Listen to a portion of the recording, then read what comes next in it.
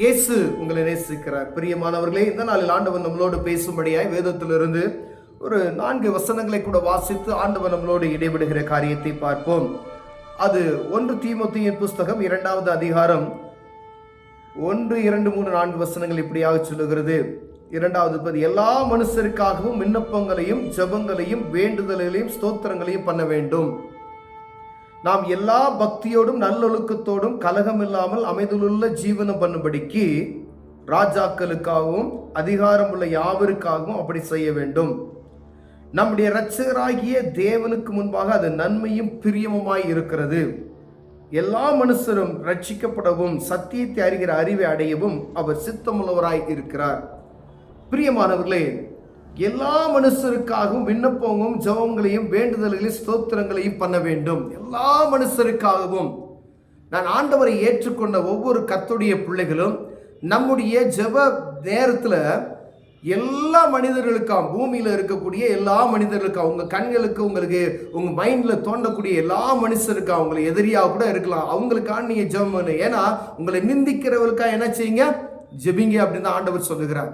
உங்களுக்கு தீமை செய்வர்களை நேசிங்க அப்படின்னு தான் ஆண்டவர் நமக்கு சொல்லிக் கொடுத்திருக்கிறார். பிரியமானவர்களே, வேத வசனம் என்ன சொல்லுகிறது? எல்லா மனுஷருக்காகவும் விண்ணப்பங்களையும் ஜெபங்களையும் வேண்டுதல்களையும் ஸ்தோத்திரங்களையும் பண்ணுங்க. எல்லா மனுஷருக்காகவும். எனக்கு மட்டும் நான் ஜெபம் பண்ணிக்கிட்டே இருந்தா அது சுயநலமாய் மாறிவிடும். ஆண்டவர் அதை விரும்புகிறதில்லை. ஆண்டவருக்கு எல்லா மனுஷருக்காக ஜெபிக்கிற ஆட்களை தான் ஆண்டவர் தேடிக்கொண்டு இருக்கிறார். பிரியமானவர்களே, நான் நல்லா இருக்குதா போதும் அப்படின்ற எண்ணத்துக்கு அல்ல. 1-2 வஸ்திரம் இருந்தா ஒன்று கொடு அப்படின்னு சொல்றார். அப்ப ஆண்டவருடைய அன்பு எவ்வளவு பெரியதான அன்பு பாருங்களேன். ரெண்டாவது பாருங்க, நம்ம எல்லா பக்தியோடும் நல்லொழுக்கத்தோடும் கலகமில்லாமல் அமைதலுள்ள ஜீவனம் பண்ணும்படிக்கு நம்ம எல்லா பக்தியோடும், எல்லாரும் பக்தியோடும் நல்லொழுக்கத்தோடும் கலகமில்லாதபடி அமைதலுள்ள ஜீவனம் பண்ணணும் அப்படின்னு சொன்னா ராஜாக்களுக்காகவும் அதிகாரம் உள்ள யாவருக்காகவும் அப்படி செய்யணும் அப்படின்னு சொல்றாரு. நம்ம அமைதலோடு ஜீவனம் பண்ணணும், சமாதானத்தோடு ஜீவனம் பண்ணணும், நல்ல ஒழுக்கத்தோடு ஜீவனம் பண்ணணும், பக்தியோடு நம்ம இருக்கணும் அப்படின்னு சொன்னா ராஜாக்கள் ஆளுகிற தலைவர்களுக்காகவும் அதிகாரத்தில் இருக்கிற எந்த ஒரு மனுஷனுக்காகவும் யாரெல்லாம் அதிகாரத்தில் இருக்கிறாங்களோ அவங்களுக்கெல்லாம் என்ன செய்யணுமா? நம்ம ஜெபிக்கணும்னு சொல்லி ஆண்டவர் நமக்கு கற்றுக் கொடுக்கிறார். பிரியமானவர்களே, கர்த்தரை ஏற்றுக்கொண்ட பிள்ளைகள், ஜெபிக்கிற பிள்ளைகள் என்று நாம் சொல்லிக் கொண்டு இருக்கிறோமே, இவர்களுக்காக நாம் எவ்வளவு நேரம் டெய்லி ஜெபம் பண்ணுகிறோம் என்பதை பார்க்கும்படி ஆண்டவர் உங்களோடும் என்னோடு பேசுகிறார். நான் டெய்லி ஜெபம் பண்றேன் அப்படின்னு சொன்னா உங்க தேவைகளுக்காக மாத்திரம் நீங்க ஜெபிக்காதபடிக்கு, ஒருவேளை அது அனுதினமும் நாம் செய்யணும். ஆண்டவரே எனக்கு அது வேணும் இது வேணும், எல்லா காரியத்தையும் அவர் சமூகத்துல அப்படியே ஒரு பெரிய ஒரு பிரேயர் பாயிண்ட்ஸ் நம்ம வச்சிடறோம்.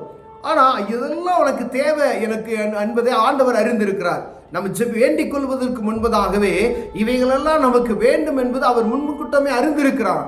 முதலில் தேவனுடைய ராஜ்யத்தையும் அவருடைய நீதியும் தேடுங்கள், அப்பொழுது இவைகளெல்லாம் உங்களுக்கு என்ன செய்யப்படும்? கூட கொடுக்கப்படும் என்று ஆண்டவர் சொல்லுகிறார். அப்ப நம்ம தேவ சமூகத்தை தேடினாவே ஆண்டவர் நமக்குள்ள எல்லாவற்றையும் அவர் அறிந்து அவர் கொடுக்கிறவராய் இருக்கிறார். ஆனா அவர் விரும்புகிறது நீங்க எல்லா மனுஷருக்காக நீங்க ஜெபிக்கிறவர்களா இருக்கிறீங்களா? ஏன் பிள்ளை என்ன மாதிரி இருக்கணும்? எல்லாருக்காகவும் பரிதபிக்கிறவளா இருக்கிறாளா?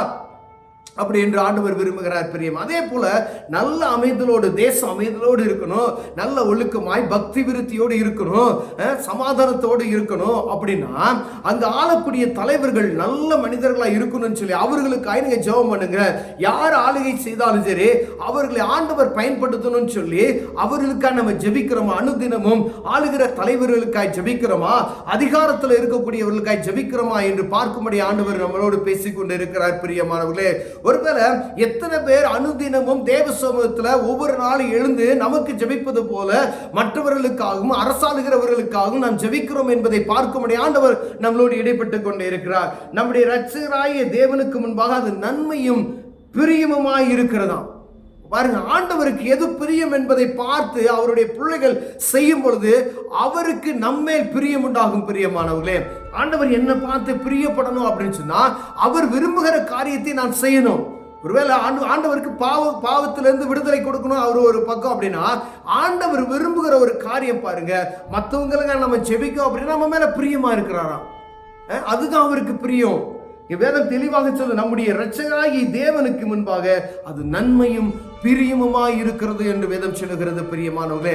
அப்படின்னா நம்ம தேவ சமூகத்தில் எவ்வளவு நேரம் மற்றவர்களுக்காக நாம ஜெபிக்கிறோம், அழிந்து போகிற ஆத்துமாக்களுக்காக நாம ஜெபிக்கிறோம். கீழே உள்ள வசனம் சொல்லுகிறது, எல்லா மனுஷரும் ரட்சிக்கப்படவும் சத்தியத்தை அறிகிற அறிவை அடையவும் அவர் சித்தமுள்ளவராய் இருக்கிறாரே. யாரும் கெட்டு போக கூடாது. அவருக்கு எல்லா மனிதர்களும், இந்த பூமியில மனிதனாக பிறக்கப்பட்ட எல்லா மனிதர்களும் ரட்சிப்பின் அனுபவத்தை பெற்றுக்கொள்ள வேண்டும் என்பதற்காகவே அவர் நம்மை உருவாக்கி முன்கூட்டியே நியமித்து வைத்திருக்கிறார். பிரியம் என் பிள்ளை, இவங்களுக்காண்டி ஜெபம் பண்ணுவா, அழிந்து போகிற ஆத்துமாக்களுக்கு ஜெபம் பண்ணுவா, பாவத்தில் சிக்குண்டவர்களுக்காக ஜெபம் பண்ணுவா என்பதற்காக அவர் ரட்சிப்பின் அனுபவத்தை முன்பதாய் நமக்கு கொடுத்து கிறிஸ்தவன் என்ற பெயரை கொடுத்து அவர் முன்கூட்டி வைத்திருக்கிறார். பிரியமானவர்களே, கொடூரமான மனிதர்கள் உண்டு, அவர்களுக்காக நம்ம ஜெபிக்கிறோமா என்பதை பார்க்கும்படி ஆண்டவர் விரும்புகிறார். எத்தனையோ மனிதர்கள் நம்முடைய காரியங்கள் நம்மளை தூசித்தாலும் சரி, ஆனா தேவ சமூகத்தில் போய் அவர்களுக்காக நம்ம ஜெபிக்கும்படி ஆண்டவர் விரும்புகிறார். எல்லா மனிதருக்கும் ஜெபிக்கிற ஒரு ஜவாபி எனக்குள் வேண்டும் என்று எத்தனை தடவை நம்ம கேட்டிருக்கோம் என்பதை பார்க்கும்படி அழைக்கப்படுகிறோம். ஒருவேளை எனக்காக நான் ஜெபித்துக் கொண்டே இருப்பேன் அப்படின்னா அதுல வெறுமையாக இருக்கும். பெரியவர்கள் அவருக்கு தெரியும், ஆண்டவருக்கு தெரியும், நம்ம ஜெபிக்கிறவங்க இவனுக்கு இது தேவை அப்படி தெரியும் ஆண்டவருக்கு. அதுக்காண்டி நமக்கு ஜெபிக்க கூடாதுன்னு அல்ல, நமக்காண்டி ஜெபித்து விட்டு ஆனா தேசத்துக்காய் ஜெபிக்கிற ஒரு ஜெப ஆவி நமக்குள்ள ஆண்டவர் வைக்கப்படியா விரும்புகிறபடினாலே ஆண்டவர் உங்களோடு என்னோடு பேசுகிறார். பிரியமானவர்களே, எல்லா மனுஷருக்காக விண்ணப்பங்களையும் ஜெபங்களையும் ஸ்தோத்திரத்தோட கூட நீ ஏறெடுங்க அப்படின்னு சொல்றாரு. பாருங்களேன், எல்லா மனுஷனும் கெட்டு போகாதபடி நித்திய ஜீவனை பெற்றுக்கொள்ளும்படியாய், எல்லா மனுஷனும் அறிவடையும்படியாய், இயேசுவே தெய்வம் என்று அறிவடையா அவர்கள் சித்தமுள்ளவராய் இருக்கிறார் என்று வேதம் சொல்லுகிறது. இதற்காக ஜெபிக்கிறோமா? அவர் விரும்புகிற காரியம் இதுக்கு தான் ஜெபிக்கணும். எல்லாரும் அறிந்து கொள்ளணும், எல்லாரும் நல்லா இருக்கணும், அமைதியோட வாழ்க்கை வாழணும், பக்தியோட வாழணும். அப்படின்னா நல்ல அரசாட்சி இருக்கணும். இப்ப எலெக்ஷன் வர போகிறது, தேசத்துல எலெக்ஷன் நடக்க போகுது. அரசாளுகிறவர்களுக்கு அனுதினமும் ஜெபம் பண்ணணும்.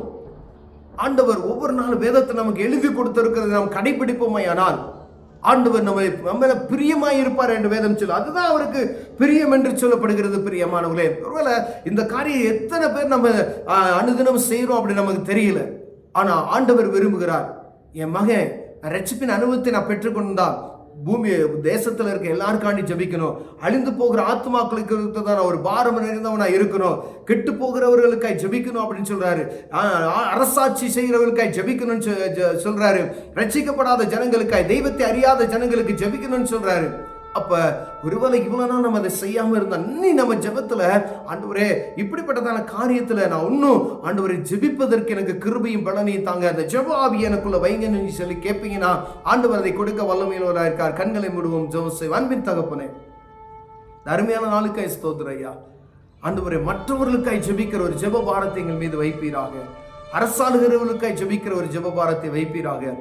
இயேசுவை அறியாத ஜனங்கள் அவரை அறிந்து கொள்ளும்படியாய் ஜெபிக்க தேவன் கிருபை பாராட்டுங்க. இயேசுவின் நாமத்தில் பிதாவே, ஆமென்.